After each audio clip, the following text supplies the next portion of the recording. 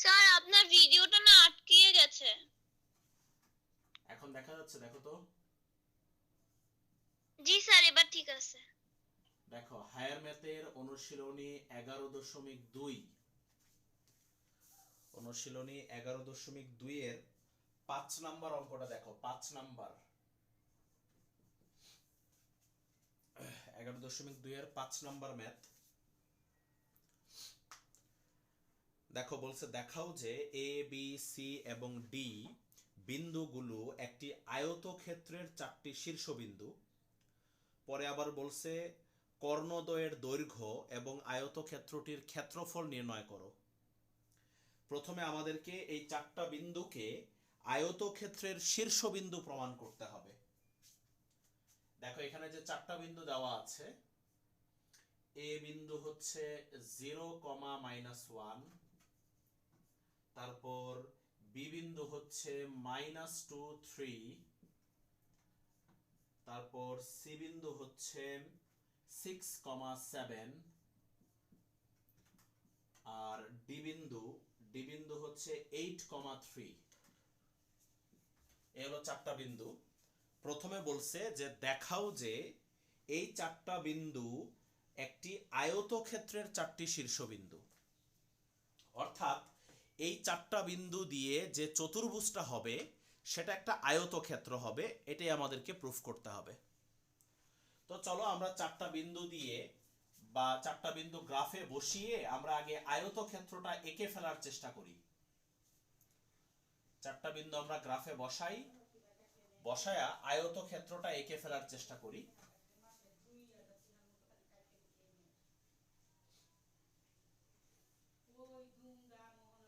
দেখো, 0, -1, 0 আর -1 যাবে নিচে, এই হচ্ছে 0, -1 বিন্দু। তারপর -2, 3, -2 যাবে বামে, 3 যাবে উপরে। এরপর হচ্ছে 6, 7, 6 যাবে ডানে, 6 ডানে, 7 হচ্ছে উপরে এইখানে সাপোজ। এরপর হচ্ছে 8, 3, 8 হচ্ছে ডানে, 3 হচ্ছে উপরে। তোমরা এই জিনিসটা যদি গ্রাফে বসাও তাহলে আরো সুন্দর হবে ব্যাপারটা।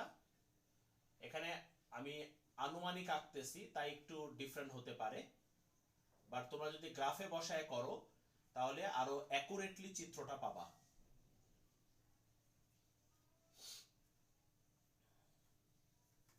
এই হলো 4টা বিন্দু। এবার এই 4টা বিন্দু যদি আমরা যোগ করে দেই, 4টা বিন্দু যদি যোগ করে দেই তাহলে আমরা এরকম একটা চতুর্ভুজ পেয়ে যাব। এরকম একটা চতুর্ভুজ পেয়ে যাব। গ্রাফে যদি বসায় করো তাহলে জিনিসটা আরো সুন্দর হবে। তাহলে এখন আমাদেরকে প্রুফ করতে হবে যে এই চতুর্ভুজটা একটা আয়তক্ষেত্র। দেখো কোশ্চেনে দেখো বলেছে দেখাও যে এ বি সি ডি এই 4টি শীর্ষবিন্দু হলো একটি আয়তক্ষেত্রের 4টি শীর্ষবিন্দু। অর্থাৎ এই 4টা বিন্দু দিয়ে যে চতুর্ভুজটা পেয়েছি এটা একটা আয়তক্ষেত্র হবে, এটি আমাদেরকে প্রুফ করতে হবে। খুবই ইজি একটা অঙ্ক। আয়তক্ষেত্র হইতে হলে কি করতে হয় তোমরা জানো, যে আয়তক্ষেত্রের বিপরীত বাহুগুলার দৈর্ঘ্য সমান হয় এবং কর্ণের দৈর্ঘ্যও কিন্তু সমান হয়। এটা হচ্ছে আয়তক্ষেত্রের বৈশিষ্ট্য। বিপরীত বাহুগুলোর দৈর্ঘ্যও সমান হয় এবং কর্ণের দৈর্ঘ্যও সমান হয়। তো চলো আমরা আগে বিপরীত বাহুগুলোর দৈর্ঘ্য বের করে দেখি যে সমান হয় কিনা। ফার্স্টে বের করব এবি বাহু। এবি বাহুর দৈর্ঘ্য ফার্স্টে বের করব এবি বাহুর দৈর্ঘ্য। কোন সূত্র দিয়ে বের করব? এই যে এই সূত্রটা দিয়ে, √x1 - x2 whole square plus y1 - y2 whole square. অর্থাৎ প্রথমটা মাইনাস প্রথমটা, দ্বিতীয়টা মাইনাস দ্বিতীয়টা, এটা হচ্ছে ফর্মুলা।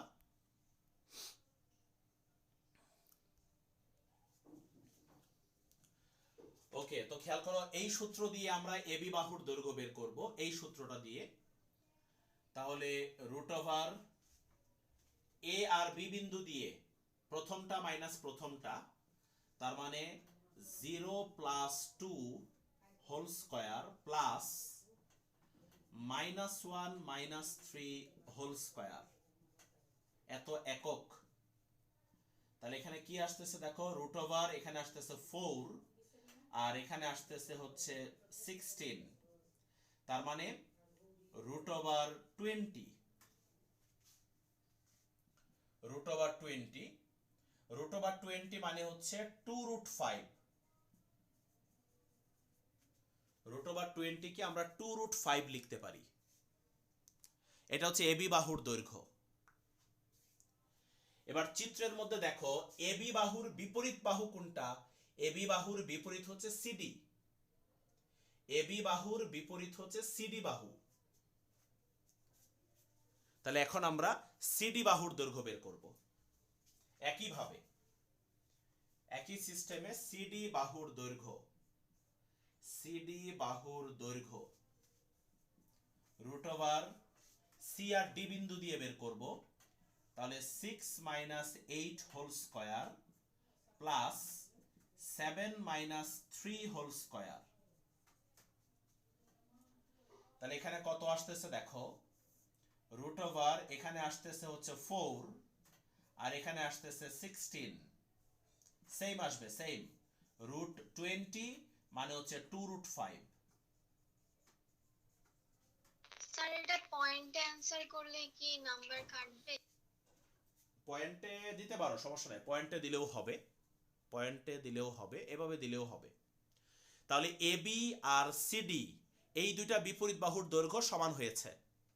এবার চলো অপর দুইটা বিপরীত বাহুর দৈর্ঘ্য বের করি। অপর দুইটা মানে হচ্ছে বিসি আর এডি। আয়তক্ষেত্রের বৈশিষ্ট্য কিন্তু আমি একটু আগে বলে নিয়েছি যে বিপরীত বাহুগুলোর দৈর্ঘ্য সমান হবে, তো সেটাই আমরা এখন দেখাচ্ছি যে এবির বিপরীত সিডি এই দুইটা সমান হয়েছে। তারপর হচ্ছে বিসির বিপরীত হচ্ছে এডি। তাহলে এবার আমরা বিসি আর এডি দেখি এই দুইটা সমান হয় কিনা। খেয়াল করো, তাহলে এগুলো আমি মুছে দিচ্ছি, আশা করি লিখেছো। এবার বের করব বিসি বাহুর দৈর্ঘ্য। বিসি বাহুর দৈর্ঘ্য রুট ওভার বি বিন্দু আর সি বিন্দু দিয়ে বের করব। তাহলে -2 - 6 whole square plus 3 - 7 whole square, এত একক।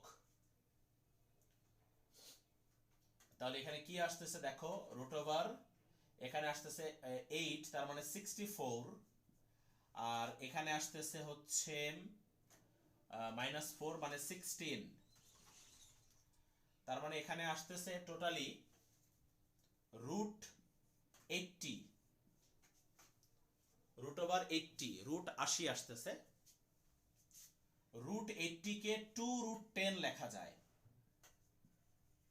রুট 80 কে 2√10 লেখা যায়। এটা হচ্ছে বিসি বাহুর দৈর্ঘ্য। এবার বিসি বাহুর বিপরীত কোনটা? বিসি বাহুর বিপরীত হচ্ছে এডি।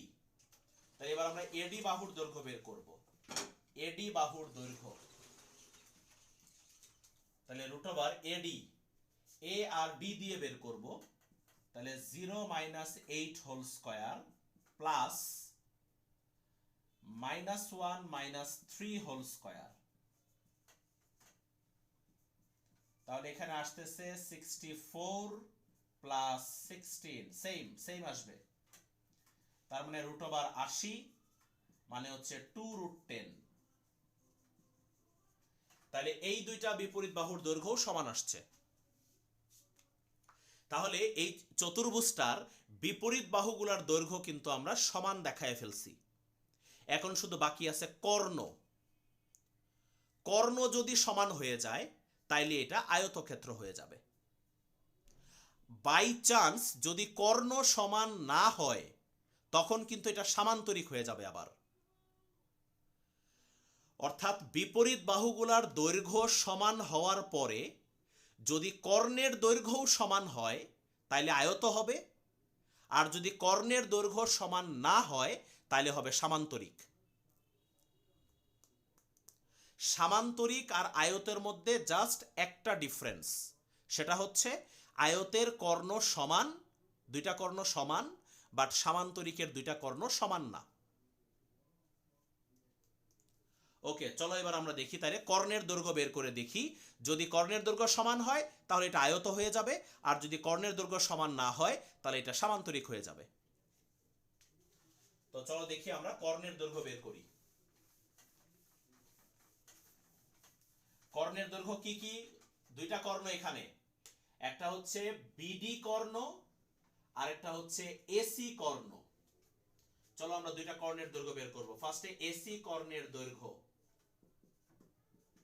ফার্স্টে আমরা বের করব এসি কর্ণের দৈর্ঘ্য এ বিন্দু আর সি বিন্দু দিয়ে, এ বিন্দু আর সি বিন্দু দিয়ে বের করব। 0 - 6 হোল স্কয়ার, মানে প্রথমটা মাইনাস প্রথমটা হোল স্কয়ার, তারপর দ্বিতীয়টা মাইনাস দ্বিতীয়টা হোল স্কয়ার।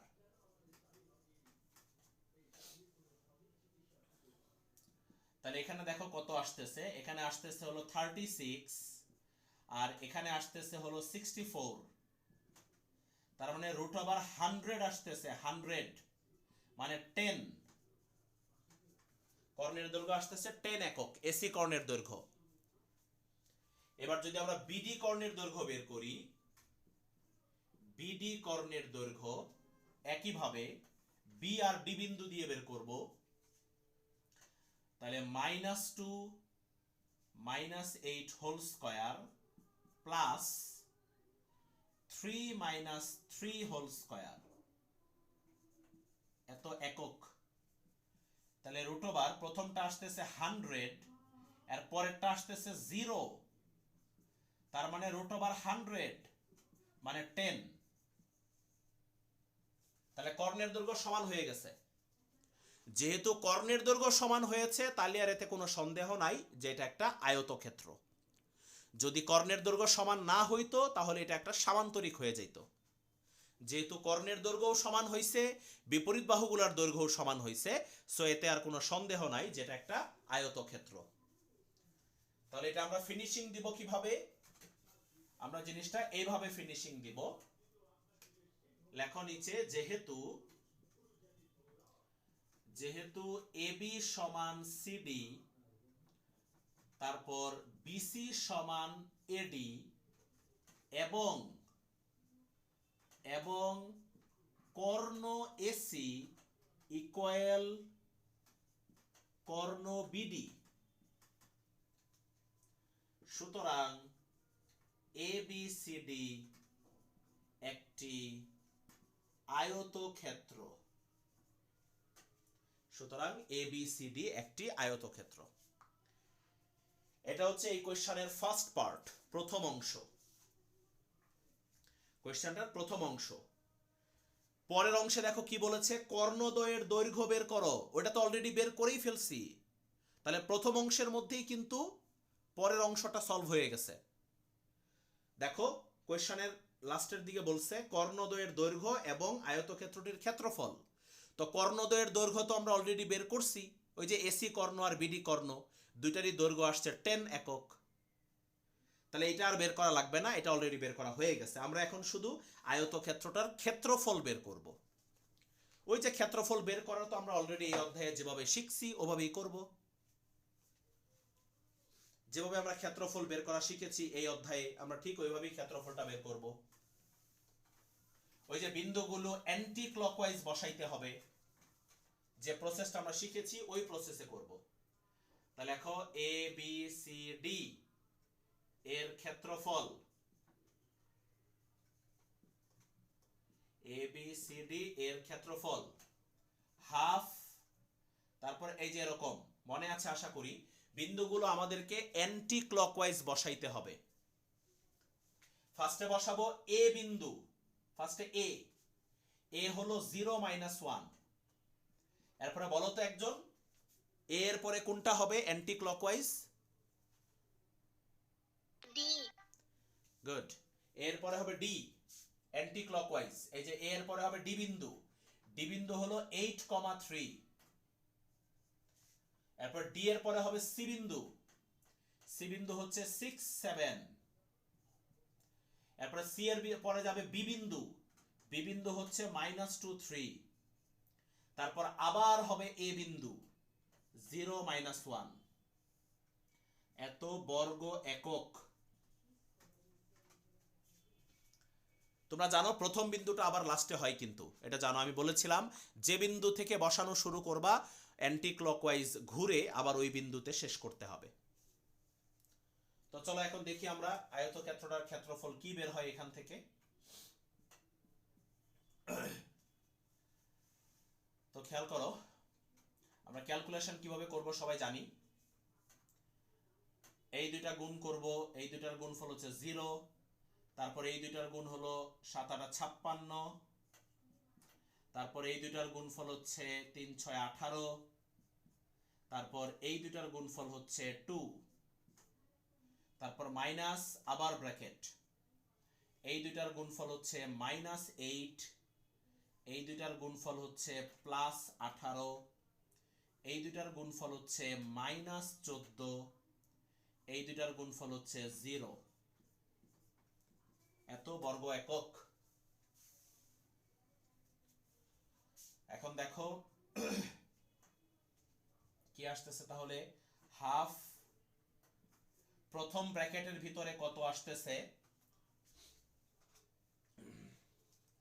56 +18 +2, প্রথম ব্র্যাকেটের ভিতরে আমরা পাচ্ছি 76,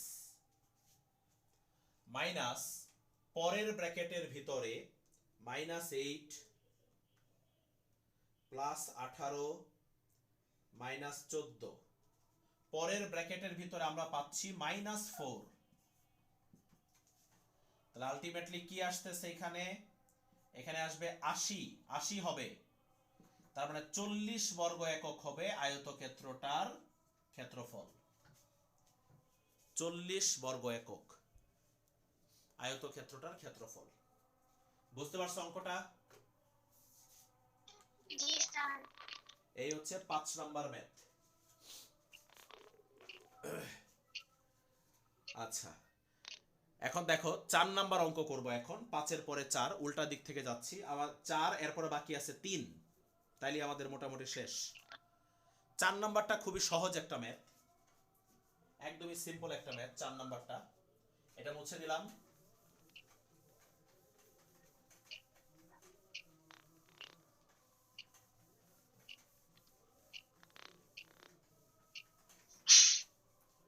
দেখো 4 নাম্বার ম্যাথটায় 4টা বিন্দু দেওয়া আছে, বিন্দুগুলো হলো এ বিন্দু হলো -a0, তারপর বি বিন্দু হচ্ছে 0 -a, তারপর সি বিন্দু হচ্ছে a, 0,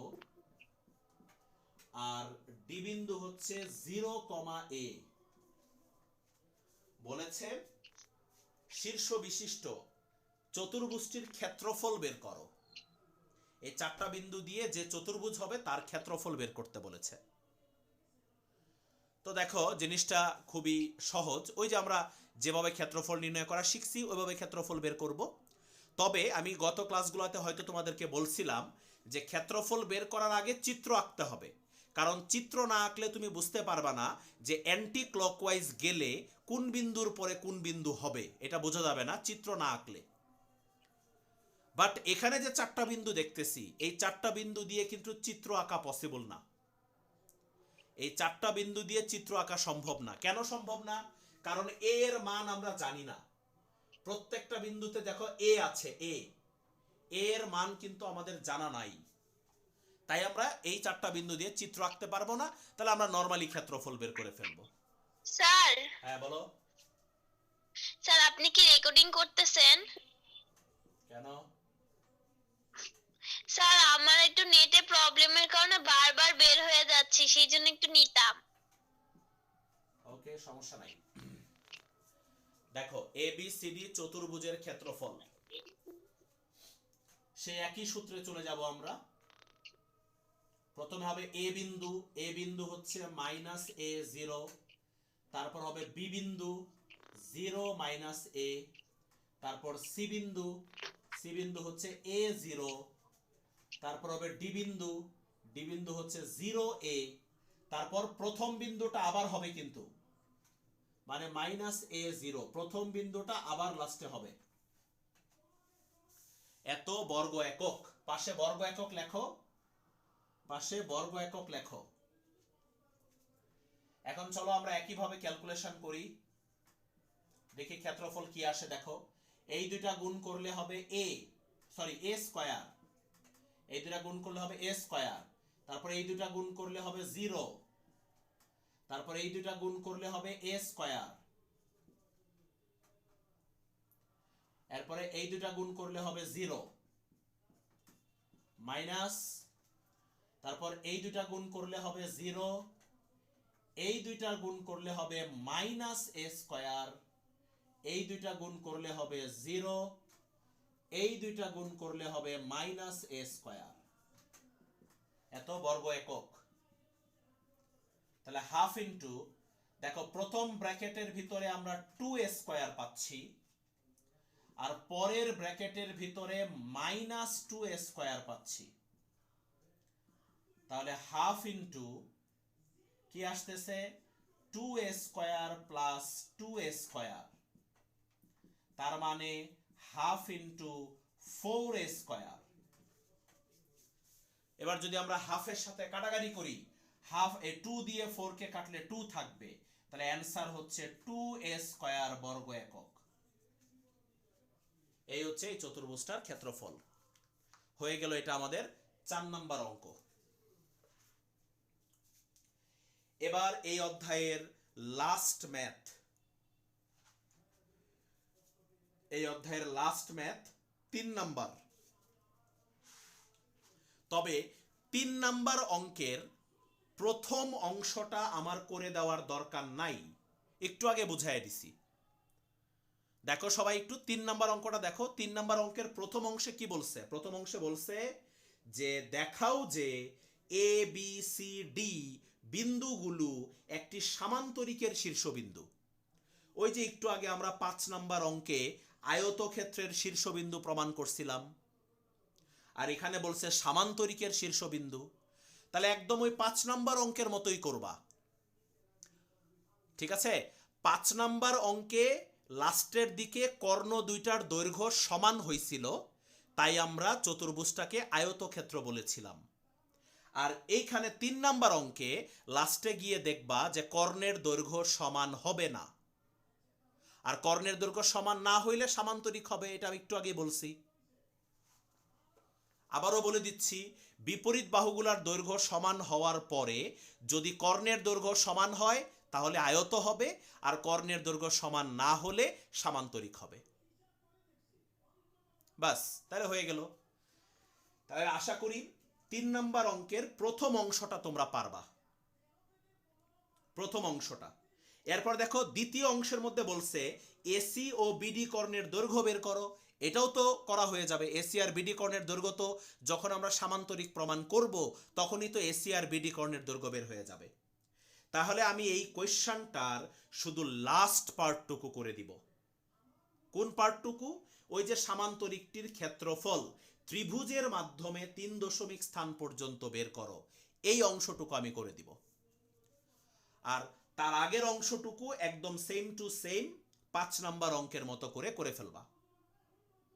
আমি একদম 3 নাম্বার অঙ্কের শুধু লাস্ট পার্টটুকু করে দিচ্ছি। লাস্ট পার্টটা কি বলছে? সামান্তরিকটির ক্ষেত্রফল ত্রিভুজের মাধ্যমে 3 দশমিক স্থান পর্যন্ত নির্ণয় করো। চলো এই অংশটা আমরা কিভাবে করব একটু দেখে নেই।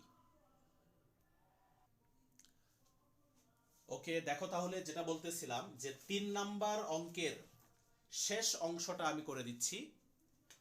তোমরা এভাবে লিখে নাও যে 3 নাম্বার অঙ্কের আমরা এটা করতেছি হচ্ছে শেষ অংশ।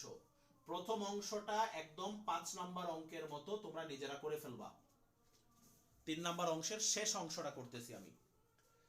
তো শেষ অংশটা করার জন্য ত্রিভুজটা, এই চতুর্ভুজটা আগে আঁকতে হবে, মানে সামান্তরিকটা আঁকতে হবে আগে।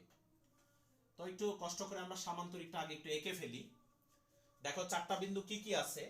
এ বিন্দু হলো 1 1 1 1, এটা হলো এ বিন্দু। এরপরে বি বিন্দু হচ্ছে 4 4 4, এইদিকে আরেকটা 4 হচ্ছে উপরে, এটা হলো বি বিন্দু। তারপর সি বিন্দু হচ্ছে 4 8, 4 এখানে 8 যাবে উপরে, এই হলো 4 8 বিন্দু। এরপরে ডি বিন্দু হচ্ছে 1 5 হবে এখানে। এই চারটা বিন্দু আমরা যোগ করে দিলে আমরা একটা সামান্তরিক পেয়ে যাব, একটা সামান্তরিকের মতো চিত্র পেয়ে যাব আমরা। এটা হচ্ছে একটা সামান্তরিক।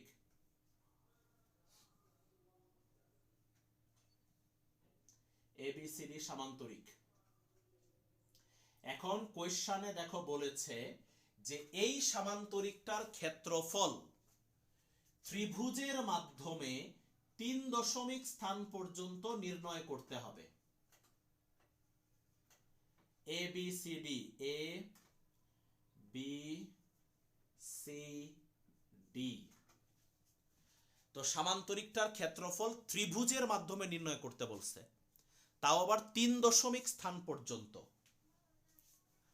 তো এই পার্টটা একটু ঝামেলা আছে, একটু ভালো করে বোঝার চেষ্টা করবা যে সামান্তরিকের ক্ষেত্রফল ত্রিভুজের মাধ্যমে 3 দশমিক স্থান পর্যন্ত কিভাবে নির্ণয় করব। তো তার আগে একটা কথা বলে দেই, এই চ্যাপ্টারের কোনো অঙ্কে যদি ত্রিভুজের ক্ষেত্রফল দশমিকে নির্ণয় করতে বলে, তাহলে সব সময় এই সূত্র দিয়ে নির্ণয় করবা। এই সূত্রটা আমরা জেনারেল ম্যাথে 16.1 অধ্যায়ে পড়ে এসেছি, অর্থাৎ পরিমিতিতে √s × s - a s - b s - c। এই সূত্রটা জেনারেল ম্যাথের পরিমিতির 16.1 অধ্যায়ে পড়েছি। এই সূত্র দিয়ে আমরা ত্রিভুজের ক্ষেত্রফল বের করে থাকি। এখন তুমি বলতে পারো স্যার জেনারেল ম্যাথের সূত্র দিয়ে কেন এখানে করব? এর কারণ হচ্ছে আমরা যে সূত্র দিয়ে ক্ষেত্রফল নির্ণয় করা শিখেছি, এই যে এই সূত্র দিয়ে, যে সূত্র দিয়ে আমরা ক্ষেত্রফল নির্ণয় করা শিখেছি, এই সূত্র দিয়ে ত্রিভুজের ক্ষেত্রফল যদি বের করো তাহলে অ্যানসার কখনো দশমিকে আসবে না। এই সূত্র দিয়ে ত্রিভুজের ক্ষেত্রফল বের করলে অ্যানসার কখনো দশমিকে আসবে না। অ্যানসার দশমিকে আনার জন্য আমাদেরকে এই জেনারেল ম্যাথের এই সূত্রটা দিয়ে ত্রিভুজের ক্ষেত্রফল বের করতে হবে। এই সূত্র দিয়ে ত্রিভুজের ক্ষেত্রফল দশমিকে বের হবে, বাট এই সূত্র দিয়ে করলে অ্যানসার কখনো দশমিকে আসবে না। যেহেতু এখানে কোয়েশ্চনে বলছে যে 3 দশমিক স্থান পর্যন্ত নির্ণয় করো, মানে আমাদের অ্যানসারটা দশমিকে আনতে হবে। এই জন্য এই সূত্র দিয়ে করলে অ্যানসার দশমিক আসবে না, এই সূত্র দিয়ে করলে অ্যানসার দশমিক আসবে। এই জন্য আমাদেরকে ত্রিভুজের ক্ষেত্রফল এই সূত্র দিয়ে বের করব আমরা এই অঙ্কের জন্য। তাহলে মনে রাখো, ত্রিভুজের ক্ষেত্রফল যদি কখনো দশমিকে চায় তাহলে এই সূত্র দিয়ে ক্ষেত্রফল বের করব আমরা। এটা জেনারেল ম্যাথের 16.1 এর ফর্মুলা। তো চলো আমরা দেখি এই সূত্র দিয়ে আমরা ক্ষেত্রফল বের করব। এখানে পরিচয়টা একটু বলে দেই। এখানে এস হচ্ছে, তুমি জানো হয়তো, জেনারেল ম্যাথে পড়ে থাকলে জানবা যে এস হচ্ছে ত্রিভুজের অর্ধ পরিসীমা। এস কে বলা হয় ত্রিভুজের অর্ধ পরিসীমা। আর এই যে এবিসি হচ্ছে ত্রিভুজের 3টা বাহুর দৈর্ঘ্য। এবিসি হলো ত্রিভুজের 3টা বাহুর দৈর্ঘ্য। তো চলো এই সূত্র দিয়ে আমরা ক্ষেত্রফল বের করব, ত্রিভুজের ক্ষেত্রফল। খেয়াল করো, এখানে 3 নম্বর কোয়েশ্চনের শেষ অংশটাতে বলছে যে এই সামান্তরিকটার ক্ষেত্রফল ত্রিভুজের মাধ্যমে 3 দশমিক স্থান পর্যন্ত নির্ণয় করতে হবে। ত্রিভুজের মাধ্যমে নির্ণয় করতে হবে। সামান্তরিকটার ক্ষেত্রফল কিন্তু ত্রিভুজের মাধ্যমে নির্ণয় করতে বলছে। তো সামান্তরিকটার ক্ষেত্রফল ত্রিভুজের মাধ্যমে কিভাবে নির্ণয় করব? দেখো, আমরা যদি একটা কর্ণ যোগ করে দেই, সামান্তরিকের একটা কর্ণ যদি যোগ করে দেই, দেখো দুইটা ত্রিভুজ পেয়ে গেছি, আমরা। এবার এই দুইটা ত্রিভুজের মধ্যে যে কোনো একটা ত্রিভুজের ক্ষেত্রফল বের করব, করে ওটাকে 2 দিয়ে গুণ করে দিলেই কিন্তু সম্পূর্ণ সামান্তরিকটার ক্ষেত্রফল বের হয়ে যাবে।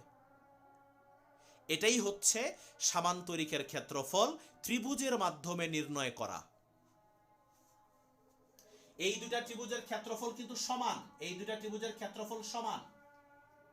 তাই আমরা যে কোনো একটা ত্রিভুজের ক্ষেত্রফল বের করে ওটাকে 2 দিয়ে গুণ করে দিব।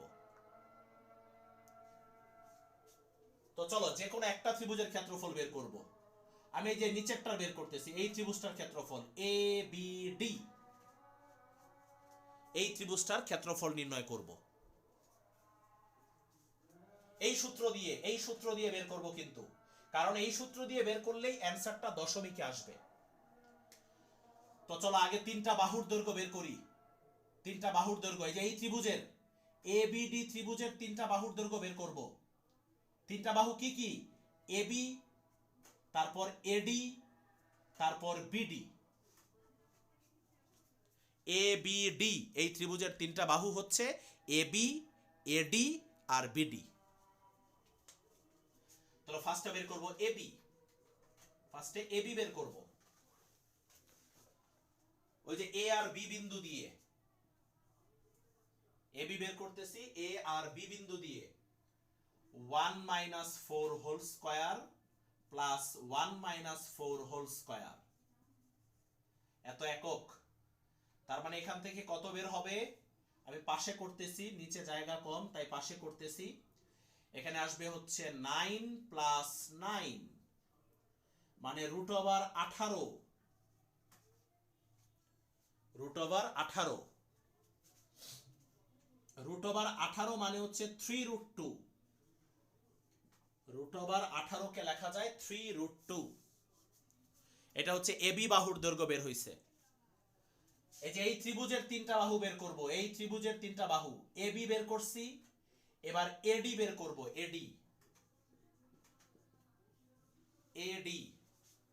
এডি বাহুর দৈর্ঘ্য হবে হচ্ছে 1 - 1 whole square plus 1 - 5 whole square. তাহলে কত আসতেছে এখানে?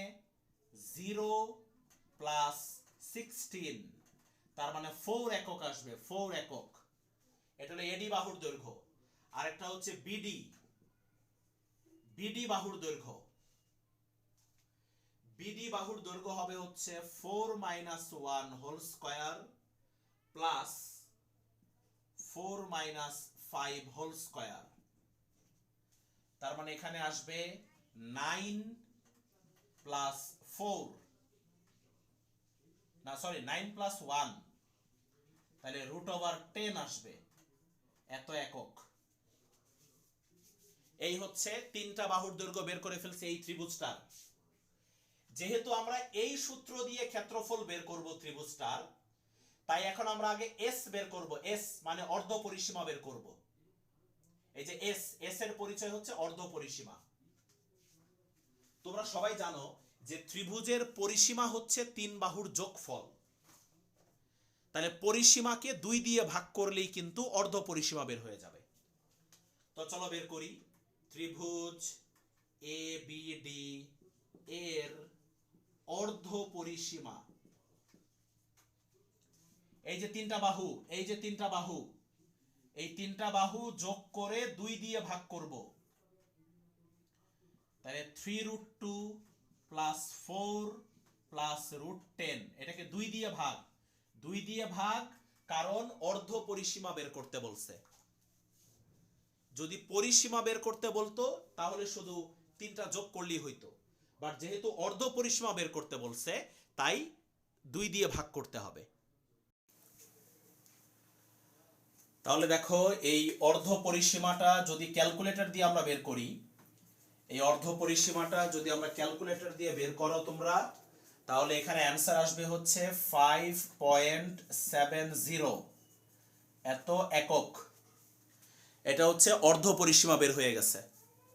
ঠিক আছে, এবার আমরা এই সূত্রটার মধ্যে মান বসিয়ে ত্রিভুজটার ক্ষেত্রফল বের করব। এই সূত্রটার মধ্যে মান বসিয়ে ত্রিভুজটার কি বের করব? ক্ষেত্রফল। এই যে এই ত্রিভুজটার ক্ষেত্রফল বের করব, এ বি ডি। এই সূত্রটার মধ্যে মান বসাবো। এস হচ্ছে অর্ধ পরিসীমা, এই যে অর্ধ পরিসীমা এটা বের হইছে 5.70। আর এই যে এ বি সি হচ্ছে এই তিনটা বাহু, এই যে এই তিনটা বাহু হচ্ছে এ বি সি, 3√2 তারপর 4 তারপর 10। এই তিনটা বাহু বসবে এ বি সি এর জায়গায়, আর এস এর জায়গায় বসবে এটা অর্ধ পরিসীমাটা।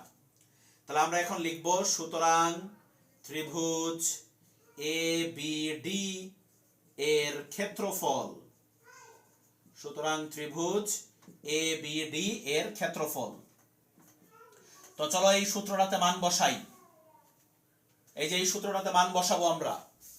তো একটু আগেই বলেছি এস এর জায়গায় হবে 5.70, এস এর জায়গায় 5.70, এরপরে 5.70 মাইনাস 3√2, তারপর 5.70 মাইনাস 4, তারপর 5.70 মাইনাস √10। এই হচ্ছে উপরের সূত্রটাতে আমরা মান বসাইছি। পাশে বর্গ একক লেখো, পাশে বর্গ একক লেখো। আমার বোর্ডে জায়গা নাই তাই আমি বর্গ একক লিখলাম না, পাশে অবশ্যই বর্গ একক লিখবা। ঠিক আছে, এই যে এই সূত্রটাতে মান বসিয়েছি, এই সূত্রটাতে মান বসানোর মাধ্যমে আমরা এই ত্রিভুজটার কি বের করলাম? ক্ষেত্রফল। এই যে এই ত্রিভুজটার এ বি ডি ত্রিভুজটার ক্ষেত্রফল বের করলাম। এবার যদি এটা তোমরা ক্যালকুলেটর দিয়ে এই রুটের কাজটা করো, এই রুটের কাজটা যদি ক্যালকুলেটর দিয়ে করো, তাহলে এখান থেকে ত্রিভুজের ক্ষেত্রফলটা দশমিকের পরে 3 ঘর পর্যন্ত লিখবা।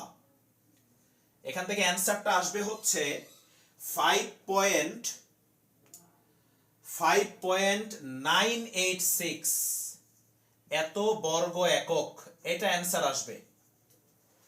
দশমিকের পরে 3 ঘর পর্যন্ত লিখবা, 3 ঘর। দশমিকের পরে 3 ঘর পর্যন্ত লিখবা। 5.986 দশমিকের পরে 3 ঘর পর্যন্ত। কেন 3 ঘর পর্যন্ত? ওই যে কোয়েশ্চনে বলছে যে ক্ষেত্রফল 3 দশমিক স্থান পর্যন্ত নির্ণয় করো, এই জন্য আমরা দশমিকের পরে 3 ঘর পর্যন্ত লিখব। 3 দশমিক স্থান পর্যন্ত মানে হচ্ছে দশমিকের পরে 3 ঘর। আচ্ছা, তো এখন একটা কথা বলে দেই, মনোযোগ দিয়ে শোনো। এই যে আমরা এই ত্রিভুজটার ক্ষেত্রফল এই সূত্রটা দিয়ে বের করলাম, জেনারেল ম্যাথের পরিমিতির সূত্র দিয়ে। অ্যানসারটা দেখো আমরা দশমিকে পেয়েছি, অ্যানসারটা কিন্তু পয়েন্টে পেয়েছি 5.986। যদি আমরা এই ত্রিভুজটার ক্ষেত্রফল এই সূত্র দিয়ে না বের করে আমাদের সেই মানে পুরাতন সূত্র দিয়ে, মানে এই অধ্যায়ের যে বেসিক সূত্র ক্ষেত্রফল বের করার, এই সূত্র দিয়ে যদি করতাম, ত্রিভুজটার ক্ষেত্রফল এই সূত্র দিয়ে যদি বের করতাম, তাহলে অ্যানসারটা কিন্তু দশমিকে আসতো না। এই সূত্র দিয়ে যদি তুমি এই এ বি ডি ত্রিভুজটার ক্ষেত্রফল বের করো, তাহলে এখানে যেরকম দশমিকে আসছে, এই সূত্র দিয়ে করলে কিন্তু দশমিকে আসতো না। তাহলে ক্ষেত্রফলটা দশমিকে আনার জন্য আমরা জেনারেল ম্যাথের এই পরিমিতির সূত্র দিয়ে ত্রিভুজটার ক্ষেত্রফল বের করছি। তাহলে কখনো যদি সৃজনশীল কোয়েশ্চনে ত্রিভুজের ক্ষেত্রফল দশমিকে আনতে বলে, 3 দশমিক বা 4 দশমিক স্থান পর্যন্ত, তাহলে এই সূত্র দিয়ে ক্ষেত্রফল বের করবা। মনে রাখো এই ব্যাপারটা, তখন এই সূত্র দিয়ে করা যাবে না। ঠিক আছে, দশমিকে যদি অ্যান্সার চায় তাহলে ওই সূত্র দিয়ে করা যাবে না, আমরা এই সূত্র দিয়ে ক্ষেত্রফল বের করব। ঠিক আছে, ওকে। তাহলে চলো এই কোয়েশ্চনটা আমরা এখন শেষ করি। আমাদেরকে কিন্তু কোয়েশ্চনে বলছিল এই সামান্তরিকটার ক্ষেত্রফল বের করতে, এ বি সি ডি সম্পূর্ণ সামান্তরিকটার ক্ষেত্রফল বের করতে বলছিল, বাট আমরা বের করছি শুধু এই একটা ত্রিভুজের ক্ষেত্রফল। তো আমি কিন্তু একটু আগে তোমাদেরকে বলে নিয়েছিলাম যে এই দুইটা ত্রিভুজের মধ্যে যে কোনো একটা ত্রিভুজের ক্ষেত্রফল বের করে ওটাকে 2 দিয়ে গুণ করলেই সম্পূর্ণ সামান্তরিকটার ক্ষেত্রফল বের হয়ে যাবে। তো এই যে ক্ষেত্রফলটা বের করছি এটাকে আমরা জাস্ট এখন 2 দিয়ে গুণ করব। 2 দিয়ে গুণ করলেই সম্পূর্ণ সামান্তরিকটার ক্ষেত্রফল বের হয়ে যাবে। তাহলে আমরা এখন কি লিখব? সুতরাং এ বি সি ডি সামান্তরিকের ক্ষেত্রফল, এ বি সি ডি সামান্তরিকের ক্ষেত্রফল কি হবে? 2 ইনটু এবিসিডি সামান্তরিক ক্ষেত্রফল 2 ইনটু ত্রিভুজ এবিডি এর ক্ষেত্রফল, ত্রিভুজ এবিডি এর ক্ষেত্রফল। তার মানে 2 ইনটু এবিডি ত্রিভুজের ক্ষেত্রফল কত বের করছি? এই যে 5.986, 5.986 এত বর্গ একক। এখানে ক্যালকুলেটর দিয়ে করে দেখো 11.972 এত বর্গ একক আসবে। এখানে অবশ্যই প্রায় লিখে দিবা, প্রায়। এটাই হচ্ছে সামান্তরিকটার ক্ষেত্রফল, এটাই হচ্ছে কি? সামান্তরিকটার ক্ষেত্রফল। আর এই যে আমি আবার জিনিসটা বুঝাই দিচ্ছি, কোশ্চেনে কিন্তু বলছিল যে সামান্তরিকটার ক্ষেত্রফল ত্রিভুজের মাধ্যমে নির্ণয় করতে। তাহলে আমরা কি করেছি? মাঝখান দিয়ে কর্ণটা যোগ করে এই সামান্তরিকটাকে দুইটা ত্রিভুজে ভাগ করছি, ভাগ করে একটা ত্রিভুজের ক্ষেত্রফল আমরা বের করেছি, বের করে তারপর এটাকে 2 দিয়ে গুণ করে সম্পূর্ণ সামান্তরিকটার ক্ষেত্রফল বের করছি। তাহলে যদি কখনো সামান্তরিকের ক্ষেত্রফল বা আয়তের ক্ষেত্রফল বা বর্গের বা রম্বসের ক্ষেত্রফল যদি কখনো ত্রিভুজের মাধ্যমে নির্ণয় করতে বলে, এই প্রসেসে বের করতে হবে। ঠিক আছে? যদি এবং আরেকটা কথা, যদি একটু আগে যেটা বলছি আবার বলতেছি, দশমিকে যদি অ্যান্সার চায় তাহলে ত্রিভুজের ক্ষেত্রফলটা এই সূত্র দিয়ে বের করতে হবে। আর যদি অ্যান্সার দশমিকে না চায়, যদি অ্যান্সার দশমিকে না চায় তাহলে এই সূত্র দিয়েই ক্ষেত্রফল বের করবা ত্রিভুজের। কোশ্চেনে যদি অ্যান্সার দশমিকে না চায় তাহলে এই সূত্র দিয়ে ত্রিভুজের ক্ষেত্রফল বের করে ওটাকে 2 দিয়ে গুণ করে দিবা। আর যদি অ্যান্সার দশমিকে চায় তাহলে ত্রিভুজের ক্ষেত্রফল এই সূত্র দিয়ে বের করবা। মনে রাখো। আশা করি বুঝতে পেরেছো সবাই ভালো করে।